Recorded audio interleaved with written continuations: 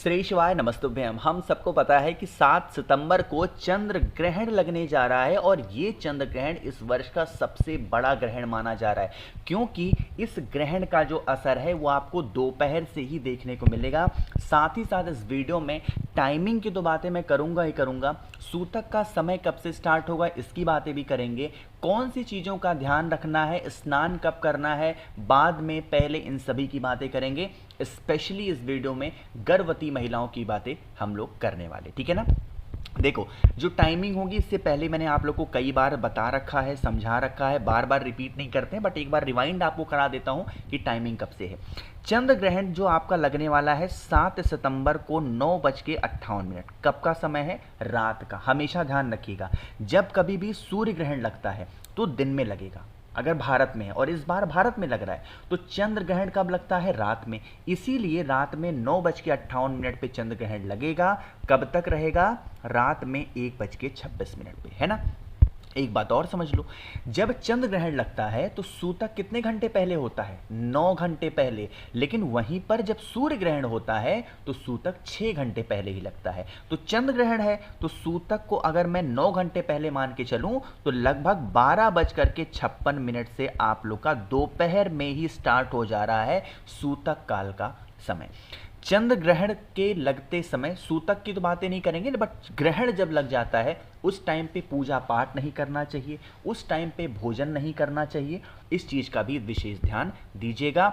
चंद्र ग्रहण के समय किसी भी प्रकार का शुभ कार्य करने योग्य नहीं होता है। आगे बढ़ते हैं।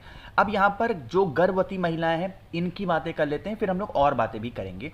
देखो, जितनी भी प्रेग्नेंट लेडीज़ हैं, जितनी भी गर्भवती महिलाएं हैं, आप लोग को एक चीज़ का ध्यान रखना है कि आपसे एक छोटी भी गलती ना हो पाए। कहने का मतलब क्या है? जैसे आप मान लो है ना, अब यहाँ पर आप लोगों किसी भी चीज़ों को काटना नहीं, मतलब ऐसा नहीं कि अब बोर हो रहे हैं बैठ के सब्जी काटने बैठ गए, या फिर कोई भी धारदार चीज़ हाथों में नहीं लेना, सुई नहीं लेनी है, चक्कू नहीं लेनी है हाथों में, किसी भी प्रकार के गैस को नहीं जलाना है, या फिर चूल्हा नहीं जलाना है।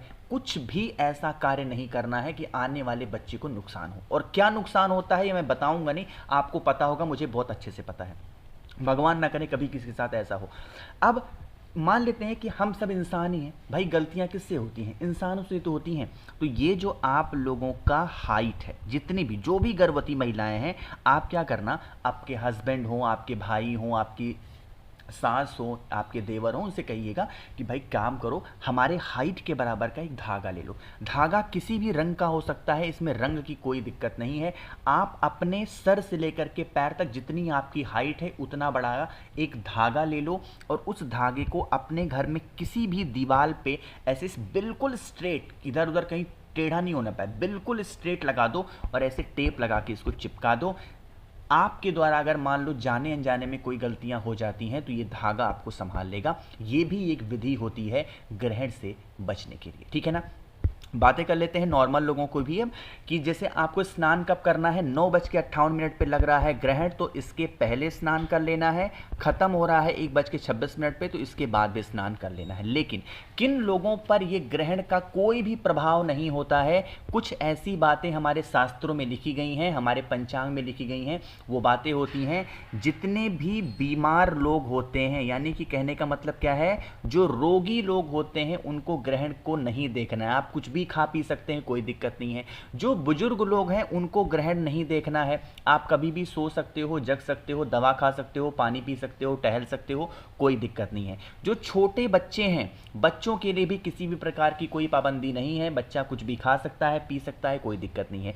जो माँ अपने बच्चे को दूध पिलाती हैं उनके लिए भी कोई रोक टोक नहीं है। आप अपने बच्चे को ग्रहण के समय दूध भी पिला सकती हैं। कोई कुछ भी कहे, मेरी बातों को सुनिए, कोई कुछ भी कहता रह जाए कि नहीं दूध नहीं पिलाना है, ये नहीं करना, वो नहीं करना, अवॉइड कर सकते हो। बट अगर आपका बच्चा रो रहा है, उसको भूख लगी है, तो एक माँ का कर्तव्य बनता है, चाहे ग्रहण लगा हो या आप दुनिया के किसी भी कोने में हो, किसी भी हाल में हो, आपको अपना नियम ध्यान रखना है, अपने बच्चे को भूखा नहीं रखना है, दूध जरूर पिलाना है। कोई कुछ भी कहे, कितने भी बड़े आ जाएं, शास्त्र के ज्ञानी, उनकी बातों को मत सुनना। मैं ये नहीं कह रहा हूँ कि मैं बहुत बड़ा ज्ञानी हूँ, मैं बहुत, लेकिन हाँ, अगर एक कॉमन बातें को सुनो, अपने बच्चे को भूखा मत रखिएगा, बस कहने का मतलब ये है, ठीक है ना।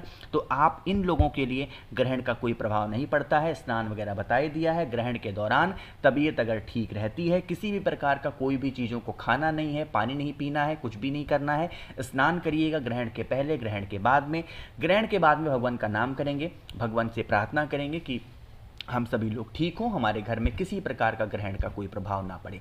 और उपाय भी ज़रूर करिएगा, चावल का एक दाना महादेव के शिवलिंग के ऊपर चंद्रमौली महादेव के नाम से जरूर चढ़ाएंगे। तो वीडियो पसंद आई हो लाइक करिएगा, कुछ पूछना है नीचे कमेंट सेक्शन में पूछें, और मेरे जितने भी भाई बहन आवाज़ पहली बार सुन रहे हैं चैनल को ज़रूर सब्सक्राइब करेंगे। श्री शिवाय, नमस्तुभ्यं।